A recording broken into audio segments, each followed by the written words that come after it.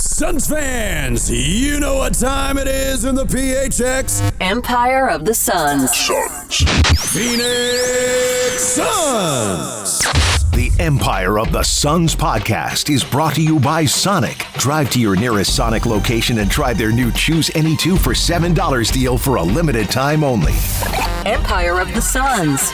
Hello there, and welcome to the Empire of the Suns podcast. My name is Kellen Olson, joined, as always, by Kevin Zimmerman. Hello, Kevin. There are just infinity ways to do that. Hello, how are you? I continue to reinvent. I'm doing well, man. How are you? Did you even ask? I don't think you did. Friday brain activated. What's up? I think I did ask. I don't know if I asked. Uh-oh. We both don't know. That's bad. Hey, everyone. We're back.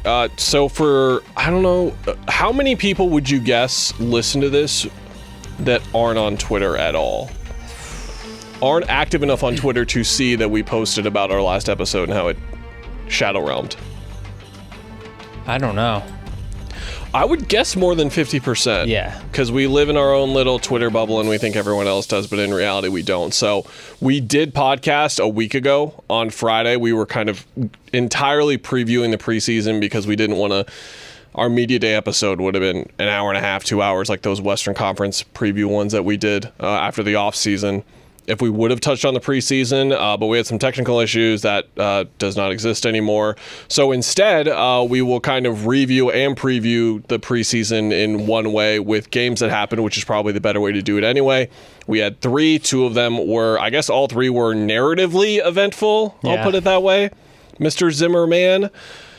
Detroit. They're in Detroit. They go there and go see some mortgage company stuff, which is fun. That place looks fancy.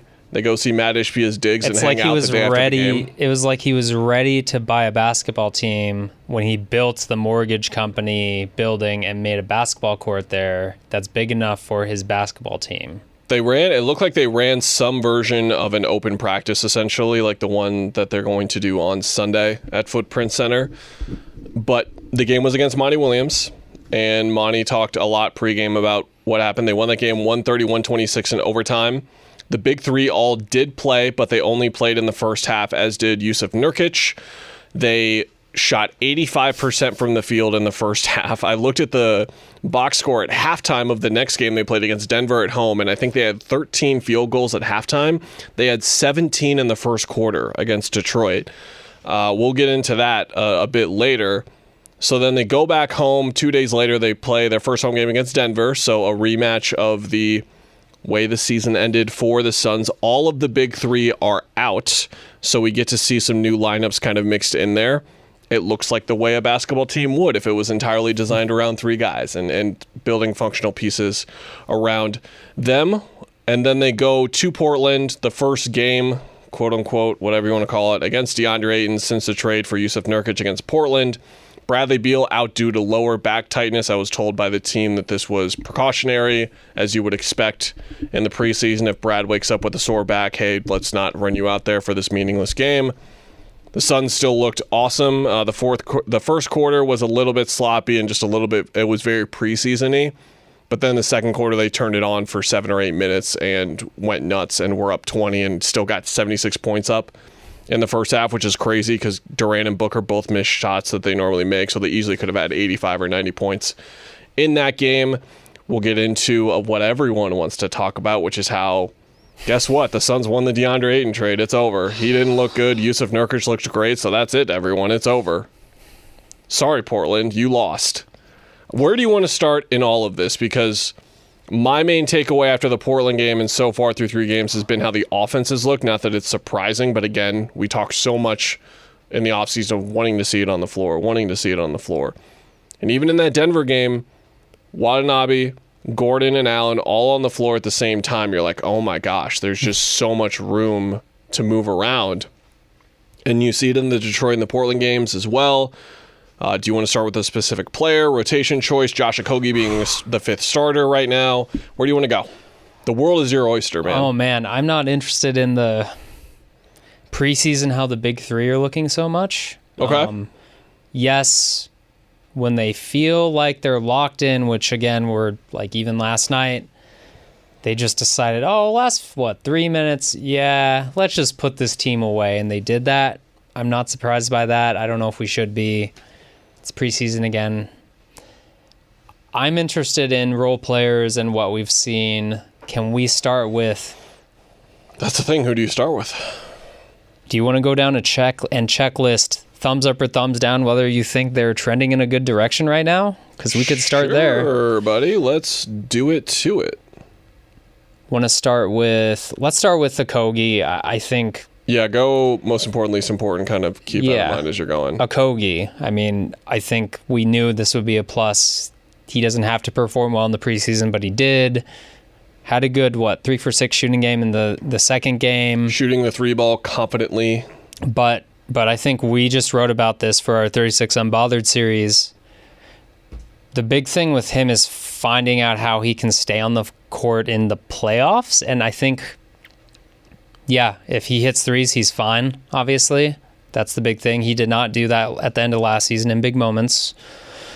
To me, I want to see him drive more and not sit in the corner and actually be the guy who's flaring out on the wing on the weak side. You swing it to him out of a pick and roll action, and then he's catching it and driving to the hole when the defense is rotating, because one, he can get by guys even if they're not going to be like completely closing out on a guy because he's not the best shooter, but he's that athletic where even if they're a step off, he can get by them.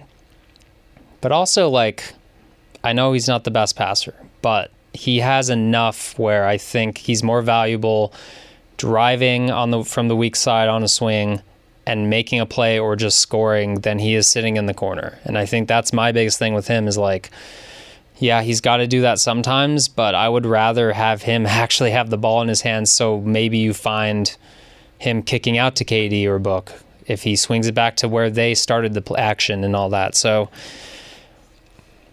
I like what I've seen from him. The spacing is going to help him drive also and maybe just score himself, but he's going to be in a good spot to start the season regardless of how the rest of the preseason goes. Yeah, the slashing has been the big thing because it was a light bulb moment for me, a no-doy moment when I saw him drive like 4 times in 6 minutes, and I was like, oh yeah. Like, just guys like him are going to have more room. We just think about it for the big 3, but guys like him that want to attack the basket more, someone like Grayson Allen does it occasionally, Eric Gordon, it's a big part of his game still, as we've seen already. I'm conflicted on what you're talking about because I've been thinking about this a lot in terms of usage and who gets the ball and all that kind of stuff and how you maximize everyone. The problem is every possession that he doesn't spend in the corner puts someone else in the corner, and yes, you're getting a 4-on-4 possession if Kevin Durant is in that corner, but then you're just using Kevin Durant for spacing, and we learned last year that was, maybe it's just confirmation bias or whatever you want to call it, is like, oh, they're losing because Kevin Durant's in the corner. If they would have won those games or if their offensive rating was whatever, the statistics would have dictated it a certain way, but I think that there's an issue there, and something I've been thinking about with Eric Gordon too is a lot of his strengths are on the ball, but you don't want to take the ball out of the other guy's hands, but at the same time you do need other guys on the ball, so there's a really delicate balance to this, and that's what they're going to have to figure out with him specifically.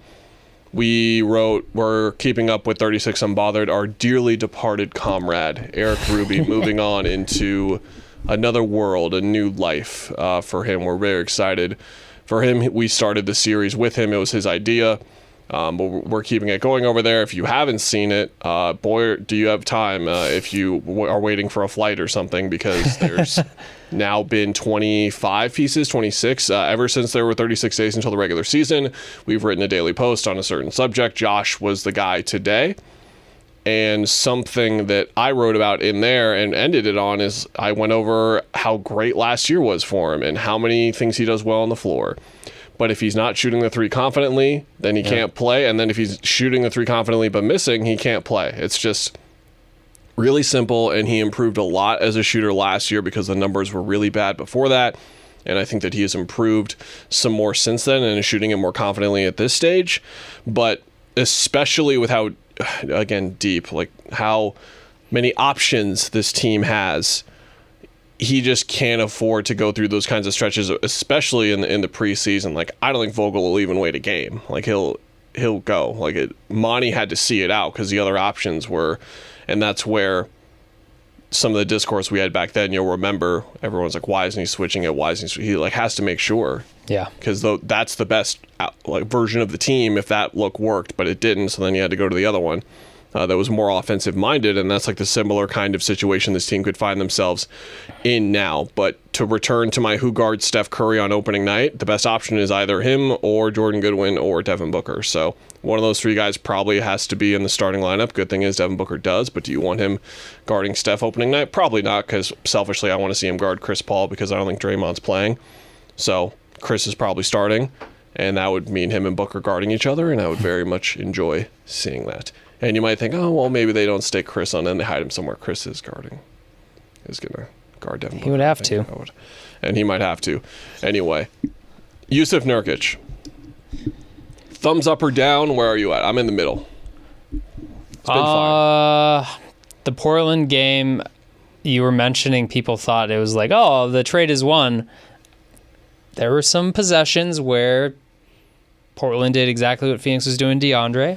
And Nurkic is just not the most nimble, can't recover as quick. If his drop isn't too deep, then the guards are just getting around him. And then you get put in rotations, and I know like if Frank Vogel is here for the reason of he's going to get those rotations right. They were not right the other night completely.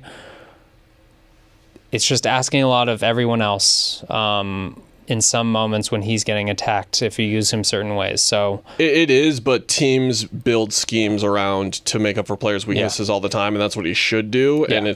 And basically what you're saying is it puts more onus on the players, but the players just have to be ready for it. And I think continuity and preseason and all of that, like I don't think it is not asking too much of them to be in those kinds of places, because you might think Nurkic trapping, like, oh great, they're doing new stuff like they did in the start of the Portland game, but it was more so this is another way for them to not attack Nurkic, essentially, because it did look good when they were coming over, when they were tagging the switch earlier. It looked good in some sequences, but then it didn't. But to your point, the possessions that concerned me the most were the ones where he was actually sort of in a good position to contain the drive, but then he was just like a half step not where he needed to be, and then he was fouling. Yeah. And that's the part where it's like that can't happen, and that's where through this little sample size of preseason of all things, I've seen what people were kind of referring to and what I learned, which is he can contest shots well, it's just if he's there and in the right spot, and sometimes he's not, and that's a problem, and I don't even know what it is, like what the problem is necessarily. I mean, the problem's he's not the most mobile guy. Yeah, beyond that, I don't know, though, because guys that are slower than him are in the Rudy Gobert is not agile. And we'll see, like, it looked really good sometimes, the rotations, and how he recovered and how aggressive he was, Biz is like one of the best guys I've ever seen at this. He's always in the right spot in a drop, always. Yeah. So we're going to see that, and that's going to develop over time. But, yeah, I mean, with him, I think, obviously, the ball moving, hitting cutters, even bringing up the ball occasionally. He literally is the point guard sometimes. But, yeah, it just gives you more of a dynamic offense, more flow to the offense, and that's important in lessening the other guys' load. We are already seeing a couple of things with him on offense. One is pocket pass chemistry, where everyone relax. The guys on the team are enjoying the capabilities of bounce passes again to their center. Oh, yeah. I'm sorry, but it's one of those things where you got to say it out loud to realize it, but people would be like, why can't he catch a bounce pass? And I'm like, I don't know, man. Just don't throw bounce passes anymore. I don't know what to say. Just don't throw bounce passes. And now you can throw bounce passes to your center and know for a fact that it's going to get there and not have that slight hesitation of, is he going to catch this? Where do I need to put it exactly? And a lot of those bounce passes were like at the hip or lower, and Nurkic was still catching them and gathering and finishing. The plays he was finishing through contact, I don't know if those are reliable to say the least, because his finishing numbers on bunnies and anything else around the rim has not been very good over the course of his career. Yeah. But I did like his ability to catch it around the free throw line. And then there was one play in Portland where the guy in the corner wasn't there anymore or was covered. I can't remember what it was. And then he quickly just threw it to the guy on the wing next to him. And it's like that second read progression. That's just not something DeAndre can do. I think that DeAndre, through all of this discourse, has gotten mischaracterized a bit with his ability to pass the ball. I think people are just acting like he can't pass or wasn't able to pass. DeAndre can make a read on a short roll. It's just like the read. Nurkic can make a second read. He can make the first read if it's a little bit different. He sees it coming too. But if DeAndre is rolling and he sees the low man, he's throwing it over there. Like he can do that. And people acting like he can or he couldn't dribble in the short roll occasionally. Like he could do stuff there. It's not a tremendous upgrade to the team, but it is the reliability and the consistency, which again is why there is a sigh of relief for me in this podcast, knowing that we don't have to really talk about it that much in this episode, nor much in the future anymore, because every single conversation with him just goes right back to that. It's like in all those types of video games like Until Dawn or Detroit Become Human, where you play, you don't know what I'm talking about, story-based games where you make a decision and your decision impacts the way the game finishes, and those games show you like the charts of where you went. All of DeAndre's went back to one finish when you talk about him. Every time. It's just the way that it was, unfortunately. But to that point, I just think that I've heard people say it and just say like it's like he just talking about his game specifically within it, and it's just wrong. It's not accurate. But I will say that Nurkic there from a trust capability, like there's already more trust there, clearly.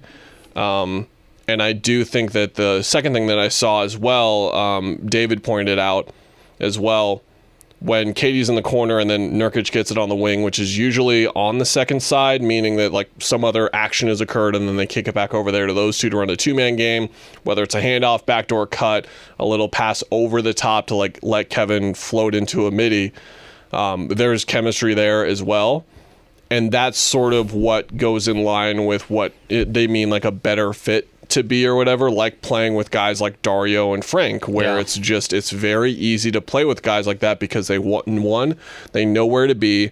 Two, they know what to do with the ball when they get it in those spots. And those two things are very, very hard to pick up in the NBA. Or even not like he's going to be the greatest guy at the end of the shot clock, but like mid-play, something gets blown up, something's not exactly started right in the possession, he'll be like, all right, come over here, just throw me the ball in the middle, we'll get an action go. Like he like commands more, I guess, if that makes sense. So that's where, again, just the awareness that he has as an offensive player, like, no, he's not gonna like break someone down in the post. You don't want to throw it to him in the post necessarily at the end of a shot clock, but he can get you out of bad situations earlier in the shot clock, I guess. This is surely not a sample size to go off of, going back to my joke of like this deciding the trade, but he has 16 free throw attempts in 52 minutes in 3 games, which has been great to see. And Eubanks has 15 too, and that's just preseason and guys. Has Eubanks even played the last? In fouling. Yeah, Eubanks has 15 free throws in 34 minutes. 34 minutes? Attempts. Yeah. Yeah, that's a lot. So per 36, that's like, I don't know. I can't. Me saying that out loud on a Friday. It's about like 2 more free throws, but me expecting my brain to be able to pull that off is just add like 1 or 2 more, and you'll be. I'm not close. locked in. I need to really lock in. Eric Gordon's really good at basketball. Thumbs up. I don't really even. We don't need to spend a lot of time. Like, dude's what? He is 35. Have you seen Eric Gordon play in the last 15 years? It's Eric Gordon. Yeah. He can catch it from 5 feet out and shoot it. Any position in which he shoots it, catches the ball. Like, the pass can be high, and he does this weird thing where he literally hops. He like hops with it and then lands, because guys like to what was the book through like a high pass. Who was the Wildcat you referenced from 1947? It wasn't tweet. Chris Rogers. I had to look this up. Like 2002. He was like behind. Was it someone behind out Celine? There who loves Cats talk is really excited? You're Chris Rogers. Right now, it's someone. I learned about person. this. I don't remember who was the analyst, but one of the analysts it was probably Rip Fox Sports Arizona. Talked about like. At least they used to teach you jump basically if you see someone kicking a pass to you and you're at the 3-point line and you know you're open, you'd kind of jump when the ball's in the air so you catch it and land at the same time, and then you're already going up. It's like a rhythm thing. Yeah. And like there was one play the other night where Book threw a kick out that was way too high, but Eric Gordon was like, oh, I'm still going to shoot this, catches it really high, comes down, like that was his planned hop. And it was also like 2 feet to the side or something, probably more like 4 feet because they're big NBA player men. But just like he's ready to go. Like dude knows what he's doing. We know what to expect from him. Portland is a good team to bring up not because of the amount of defensive versatility that they have and the personnel that they have, but someone like Matisse Thybulle comes off the bench for them. He's not guarding Eric Gordon, he's guarding Devin Booker or Bradley Beal. So now Eric Gordon gets to feast on that second guy, and he's rarely had that type of luxury. You go back to the Houston teams that he got to be with, those are the ones where it comes to mind specifically, but then he's going to be out there with one or two of those guys pretty much at all times, and he's going to be able to, that small guard they put on him, that's lunch. That's easy for him. He just overpowers guards way too easily on drives, and guess what? When you have those guys spacing for him, no one can come in and help him. If you help off of Nurkic as the center to protect the rim, now you got it to Nurkic where he's going to start the rotations, and now Devin Booker has an open three all of a sudden. Defensively is where we're going to keep an eye on him, but it's been too early in the preseason. But the thing in preseason is it's good to see guys trying, like him and Beal and Grayson. They've shown the effort for sure, and that's half the deal as always. Grayson Allen, I kind of feel the same way. Like, he's a good player. Like, it's just what we should have expected. If you didn't know that he was doing combo guard stuff, now you know he was doing combo guard stuff. People forget what he was in college, and then how his role kind of got really weirdly, like, am I still a scorer? Or am I a point guard now? One thing he did say at Media Day was, like, at Duke even, he said, like, every year at Duke he played a very different role, which helped him because he can kind of just fit in. I guess just not watching, and even when he was with the Bucks, maybe I did pick up on it, but he's got more 3-level scorer stuff than maybe people think because he's labeled a 3-point shooter. Showed that off quite a bit already. Again, he and Gordon are just gonna have open lanes, have really efficient nights, and hit the 20s sometimes, I think, because Book and Beal and KD are just drawing so much attention. So that'll be super interesting to see how that kind of develops. And that's a good way to put it. I would guess that the two of them combine for at least double digits in terms of the amount of 20-point games between them, and probably more. Yeah. Like, they might each get to double digits in that category, honestly, depending on how much those guys are hurt. We're probably overthinking this, and Book and KD and Beal are going to get a lot of action. They're going to be aggressive, but I think there's just going to be games where they're just like, no, we're deferring now because you're going. Play smart basketball. That was the Portland game. KD started 1 of 7, 1 of 8 or whatever. Book was okay, but he just kept taking pull-up threes. He just has decided this preseason, like, I'm going to work on pull-up threes in live games. Like, that's the one thing I want to focus on during these games. It's like, all right, dude. Do what you want. Rude to do that to Scoot Henderson at the end of the first half. Like, the kid's great, but I get it, man. By the way, what are coaches doing? Like, Thompson was on him in Detroit, and then Scoot had to guard him. Like, oh my gosh, I get throwing the Scoot's bigger than I thought, but man, poor Charlotte Hornets. I don't know what. Who should we go to next? Do we go to my guy? Oh my gosh, who's your guy? Chimezie Metu's my guy. Okay. He started a game. This is a good one to go with because this is where I have more hot takes. Actually, let's pause and let's go through, because no offense to Chimezie, but fair. I don't think he has a chance to be in the rotation opening night. I think there are a couple of guys left that we haven't talked about yet. It's a bad sign we haven't talked about Keita Bates-Diop yet. It's interesting. That's why I'm curious. I think we just automatically assume the fit here was awesome and everything was there. It has been 3 preseason games, so everyone calm down. They might get to him. But he's played in and out of a rotation. It hasn't been consistently him in a way that it has been with, I think, Okogie, Gordon, Allen. I don't even know who the 5th starter is going to be. But I think Okogie, Gordon, Allen are guys 5, 6, and 7 automatically. And then Eubanks as the backup center is 8. Mm-hmm. I don't know who the rest of the guys are. Mm-mm. But like someone like Yuta, for example, is just like clearly been, stylistically, has looked like a better fit on the team right now. I think Keita has been in a position where he has mostly been in help defense positions, and it's the preseason when they're working on new stuff.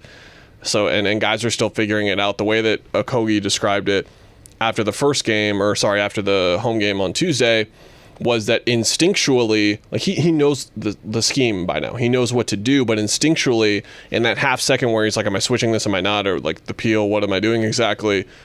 He's not, his instincts are sending him a different way right now, and that's the stuff to build up for the next month, and that's where a guy like Bates-Diop, for example, won't necessarily benefit from him. We need to see him in like the first dozen games of the regular season, but in terms of him being on the list, there's a list of 5 guys outside the big 3 who have really stood out positively so far, and he's not on there.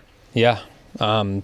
This is where, like, Metu has been positively showing out, and I don't know if that start was, like, you've impressed in practice so far, that's why you're getting this start, because I would have thought he would have gotten a look at KDB, Nasir Little before Metu, especially in that group that he was in that game. So, yeah, I mean, I'm curious about the wings, basically. The jumbo wings, the bigger wings, the 4s.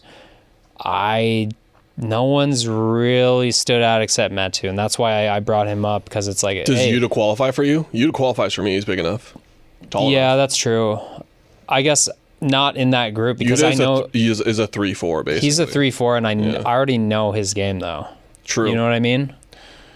Nasir Little is the one, if you want to read the tea leaves of a preseason rotation. Basically, what Vogel was doing was playing a legitimate 9-man rotation in the first half. And in the first 2 games, Little was not in there, including the second game where the big 3 were out and there are other guys hurt. We haven't mentioned yet, Damian Lee has a meniscus injury. We don't know exactly what it was beyond the fact that it required surgery. We'll talk about... So probably just a meniscus. Yeah, whatever. Yeah. Which timeline we don't really know on. I think people are getting ahead of themselves and thinking that he could be one of the guys to get cut for that spot. They need veterans in there, and he is one of the lone veterans on this team. He's only been in the league now, I think, like 6 years, but he is one of those not commanding, but just calm voices around, and one of those guys who stays ready. I would be shocked if he's on the way out. He would have to be out for the whole year for him to be going, like the Kaminsky situation that came up years back. Where was I going with that? Or other Nasir. Injuries, and Nasir, excuse me. So for him specifically, he wasn't in that rotation in the first or the second game, and that was in the second game where a lot of guys were out. He started the third game, which I thought was great, and it was Vogel, like, again, giving everyone a chance to play. He's looked okay. I think that he's looked like the really long defender that we expected. It's just there's just moments where he's wide open for 3 or Bates Diop is wide open for 3 and the shot's not going in, and it's like, that's got to go in. Yeah. It's like there's such an emphasis now with these 3 lethal shooters off the bench with guys like that. It's like, man, like just seeing Yuta and Gordon and Allen hit even contested 3s. Like the closeout kind of gets there. There was one Grayson Allen had in the corner in Phoenix. Defender was there and he shot it over him. And then I was like, oh yeah, like these guys are going to take like contested looks sometimes too, and they're still going to go in because they're really good shooters. And that was kind of the main thing with him. I thought that defensively in Portland, I thought that he showed a little bit more in terms of where he was on the floor. He was out there for a handful of those possessions where things really clicked in the second quarter specifically. He was a part of that turn for sure. Yeah. Yeah, I mean, it's interesting. Again, I think Vogel literally is like cycling through all this in the preseason, so it's probably too much to read into a lot of it. But at some point, it's like you can't not stand out in some way, right? Like Okogie, like Jordan Goodwin, for example, like missed time because of his what injury was he banged up with? He had hamstring tightness, I think it was described of. But to your point, he was on a minutes restriction last night, and he's still minutes restriction. He like forced 2 turnovers within like noticing he walks on the court. Like that's the kind of stuff where it's like you were saying, he might be their best perimeter defender. I don't know. Yuta's shot has been, even when it's off, he's still just moving the ball, all that stuff. So yeah, I mean, you got to stand out. You can't be the NBA version of our Aaron Holiday role where you're floating around there, especially if you're not making shots. And Little is the most notable of the two. Bates Diop is on one of those 1x1s, but Little's on a 4-year, $28 million deal. So that could, that's way too unfair to say at this point in the season, but there is Shamit potential there, specifically with his injury history more than anything. I think that he's just got to get comfortable, and once he does, he's going to be like, out of all of these guys that are on the outside looking in, Yuta was the first one of that the guaranteed 8 guys. Outside of that, Yuta was number 1 for me in terms of like, I'm fairly sure if they play, they're going to do well, and then I'd put Nas right after that probably. I would probably put him there.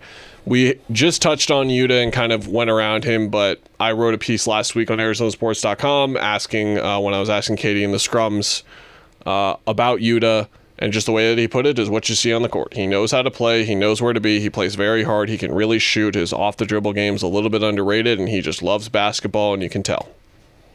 Wow, that was really well said. I didn't say it. The smarter basketball man said it. Yeah, again, shout out to him. Again, like, he's not the athlete Okogie is, but he has the juice to. He's not going to get to the rim and stuff, but he has the juice if he is run off the 3-point line. We saw it when he played for Japan. If you didn't watch any of those games, there is a mid-range game where he can take a couple dribbles. He's like afraid to like hold the ball too long, which is actually really good on this team. 3 obviously. dribbles or less. But when he does, he's like, I'm going to do like 10 things in like 3 seconds, and then I'm going to decide if I can get a shot off, which he can. Actually, he has a kind of pull-up midi game that I think is really good looking, or just pass out of it. He does not mess around. More importantly, the coaching staff, out of all these guys outside the 8, he's the guy that they were running stuff for. Yeah. They ran stuff for him around the top of the key to get you to go into his left, and that's trust and just showing that he's one of their guys already, I think. Yeah, so he's in a good spot.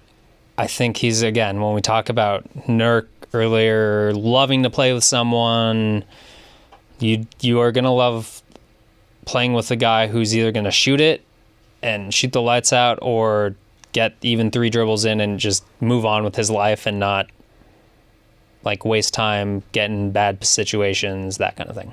You know, when you get tight with someone at the office or in like some other space that you're not normally in or is like outside your usual place, and you bring that person with your tight group of friends and they hit it off with that person too, and you're like, yes. That was KD. I don't really, that was KD like subtly saying that, because he was like, part of his quote was like, I'm glad to see other people are enjoying being around him too. Yeah. Just like, yay, everyone likes people like I do. Everyone likes him. Everyone likes my friend. That's so great. That's so cool. Okay, we can get to Chimezie here.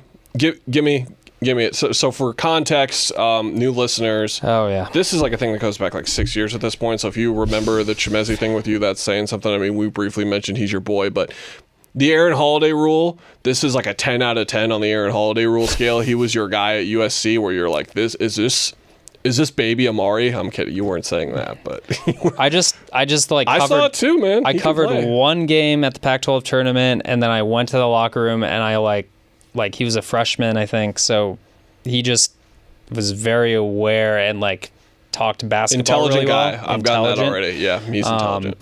And he, like, if he hits the three looks good, by the way. Eddie Johnson looks very impressed every time, which says something, I think, because Eddie Johnson's good at shooting. Was good at shooting, probably still is good at shooting.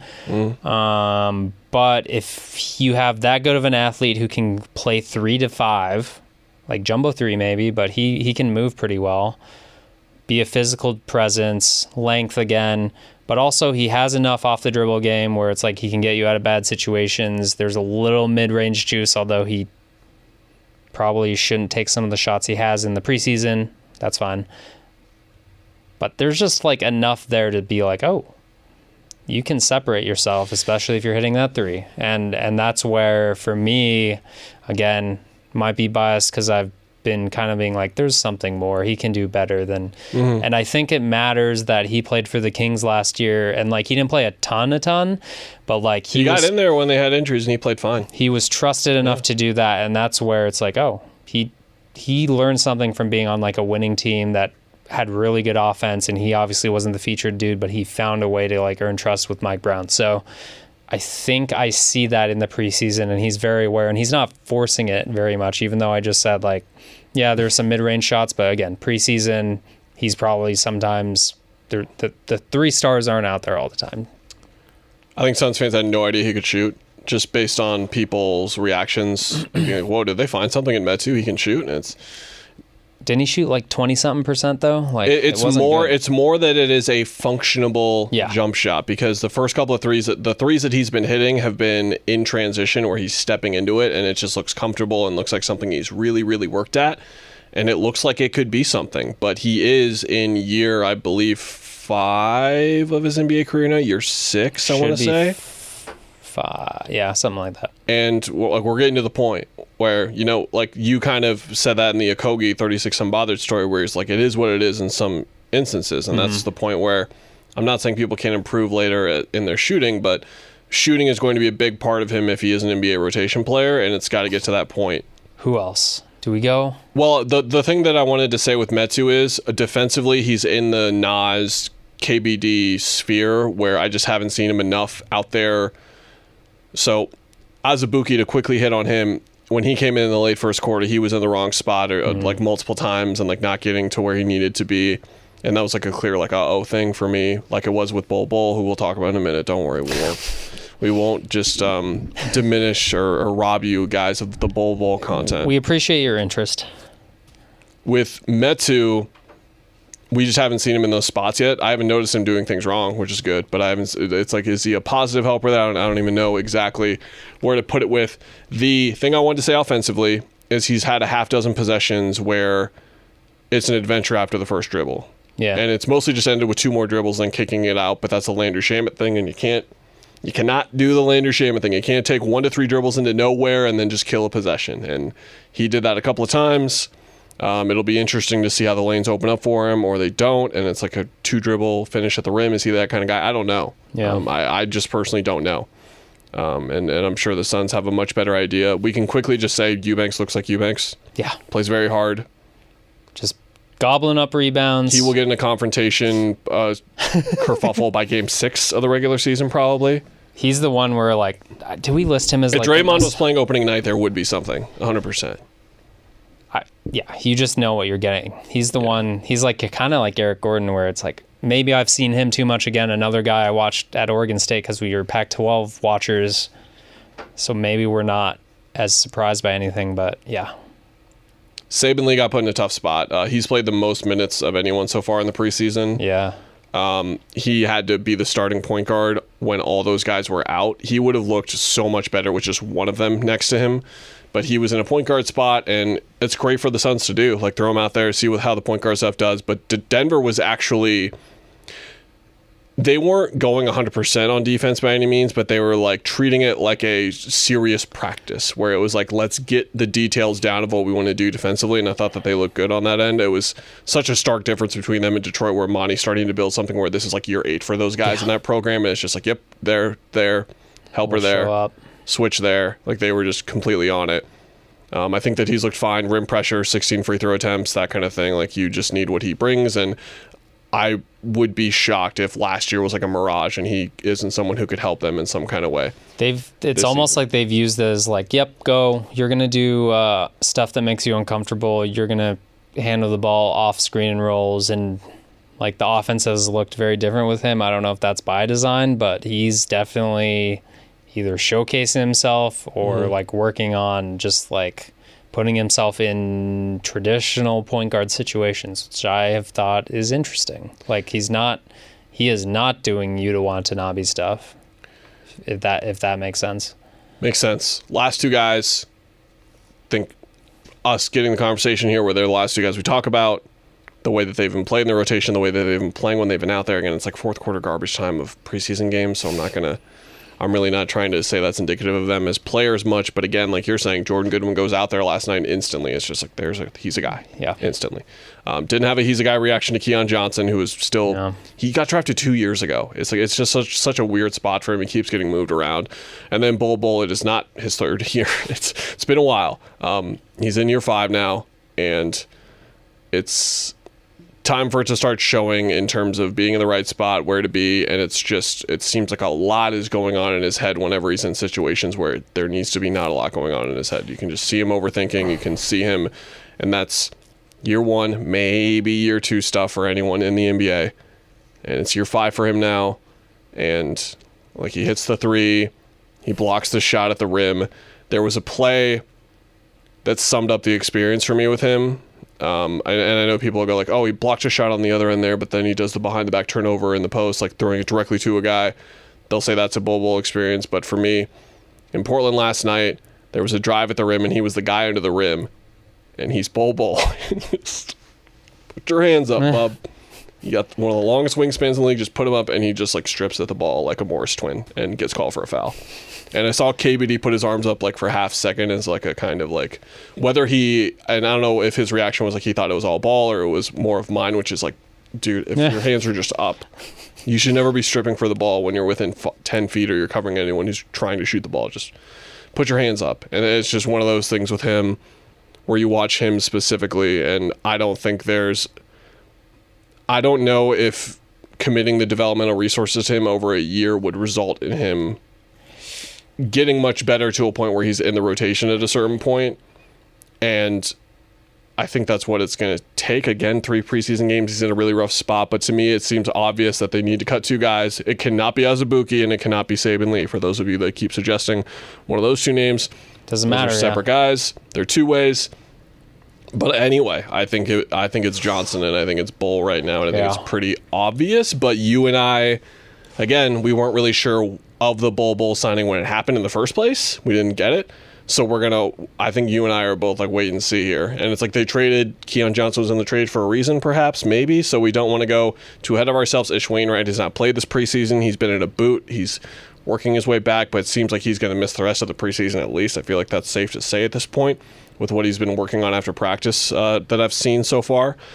So maybe Ish is just the odd man out because he hasn't been able to play, but they've seen so much of him in their own building that I would be shocked if Johnson or Bull makes it over him. Are you with me there? If you're going for the title, you are. They are. They've said it a million times. Do you even put one of your roster spots at risk of not being useful? Because my whole thing was, what position does Bull play? Do they have an actionable plan to implement him? Not really. From what we've seen, he's like a big. Like, he's a center. Does he do center stuff? No. I like the play for me against Denver was what? It was Colin Gillespie. Mm-hmm. Boxed Bull out. Colin Gillespie's like, he's thick.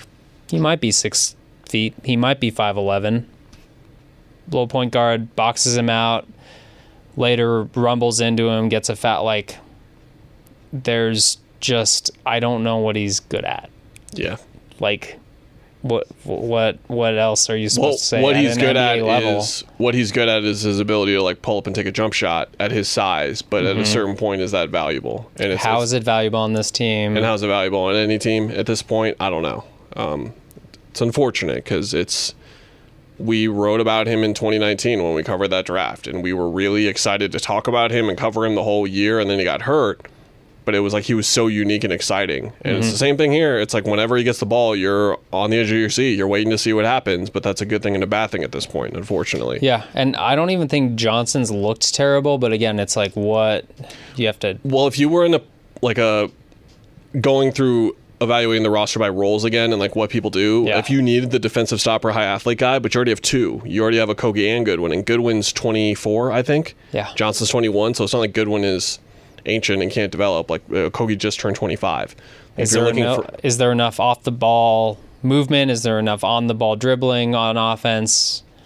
Is there shooting? Like, there's just not enough for me. That's other players have defined roles, and I guess both of these guys, I need to know why they're on the team, and there's not a good reason, I guess, if we're talking going for an NBA title. And you have to rely on someone who's 14th or 15th on your roster if you do. We didn't really get into the DA stuff that much, but we can save it for next week. The Suns play on Monday in Phoenix. If you missed it, DeAndre was asked about Phoenix and said they told me I wasn't going to have to talk about the Suns, which he probably asked a media relations person, hey, they asked him to talk, and he's like, I don't want to talk about Phoenix, and they probably said okay, and then they probably told the reporters, and then the reporters are like, I'm not gonna do that. No, because this is the team you were traded to, and they drafted you number 1 overall, so you have to talk about it. But he did not talk about it, which is fine, but his prerogative. It's fascinating watching it feels like the world. It's not obviously the world, but just another area of the world like get the DeAndre experience. I'm not saying that in a negative or a positive way. It's a very specific kind of you're starting to see the Suns player that you interact with. Yeah, that Spider-Man meme, like, oh, And like you know what this on the air today, they're talking about like how you can tell like this was like some kind of strife, and you could tell that like this was a situation that had soured. It's like you could tell when him and Monty Williams were pissed at each other. You could tell when him and Monty didn't talk all summer. Like this is reason number 74 for when you could tell that things weren't working out here. You know, I'm sorry, I had to say that out loud. It They might play on not have Monday. been just a Monty thing. No, it wasn't. Of course it wasn't. I'm sorry. I know it's not you. You were just the person who said it in that you were playing that role of that person, Yeah. and it irritated me. It's okay. You're fine. Thanks, bud. I know it's a safe space. It's always been a safe space here, and that's part of why I value this so much. Monday, here in Phoenix. Are you going to go to pregame shoot-around for the Portland Trail Blazers? Do you think he'll talk to me? Do you think I should even try and go? I don't know. I don't know. He'll be glad to see me, I think. He'll say, "What's up? Good to see you." I'm like, "Do you want to talk?" I don't know. I don't know what he's going to say. I have no idea. I never knew what he was going to say before. That was the thing. I don't know. We'll see. Not about the Phoenix Suns. You know what we'll do? Huh. We'll use our ear and we'll play by it. That's what we'll do. Thursday, they play a game in Coachella, Carlsbad, Dude, I drove by Palm Springs, some fancy California town. Palm Desert. It's actually like if you drive to LA, it's actually because I drove to LA not long ago and I was like, I don't remember this arena. And it turned out it's that arena you pass by. It's like past the windmills before the rest. Oh, people, again, you're appealing to a very niche audience here. This one's far bigger than homie in the mid-2000s, early 2000s on the Arizona Wildcats basketball team. Chris Rogers, who used to work out at the rec center, and like years later when I was in college, and is like, why is Chris Rogers still at school? Is he getting his degree? I hope so. That's great. He's but just getting that run in, man. You got to respect it. That game is on Thursday against the Lakers, and then we will, I assume, be back here on Friday at some point. We're going to podcast at some point this week. Next week. It's the end of this week. It is the end of this week. That's That's sign how it works. that we got to start talking. And then, buddy, a week from Tuesday, Man. it's here. Golden State Tuesday, LA Thursday, Utah at home on Saturday. So we'll play that week by ear again, especially with maybe we come on right after the Golden State game. I don't know what we're doing, but we'll figure something out, pal. I'm excited. Are you? It's going to be wild. Just doing this preseason stuff, seeing the interest. I know like last few preseasons it's been big, but It's crazy. holy cow, man.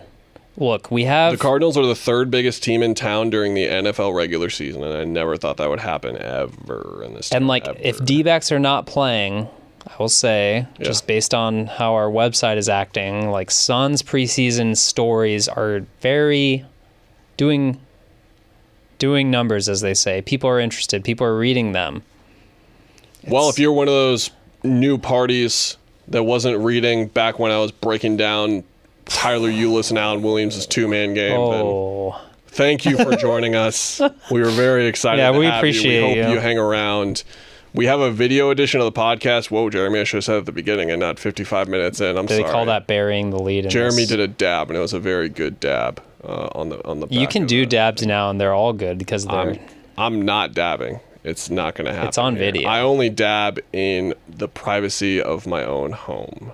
with no one watching. Correct. Maybe in the bedroom. No, by your- around people like you two are people that I trust and love, but someone in that camera that's Yeah, watching that's it, isn't, that's for sure. So that's As soon as the camera. camera's off, you can do it to get it out of your system. I don't have like a dab fill up, like a meter, where I'm like, oh God, I got 3 dabs in me. I got to get one off here, or else I'm going to go crazy. What a fun way to end the episode. That'll Sorry. get everyone to come back next week. Good Yeah. Lord. Bye, everyone.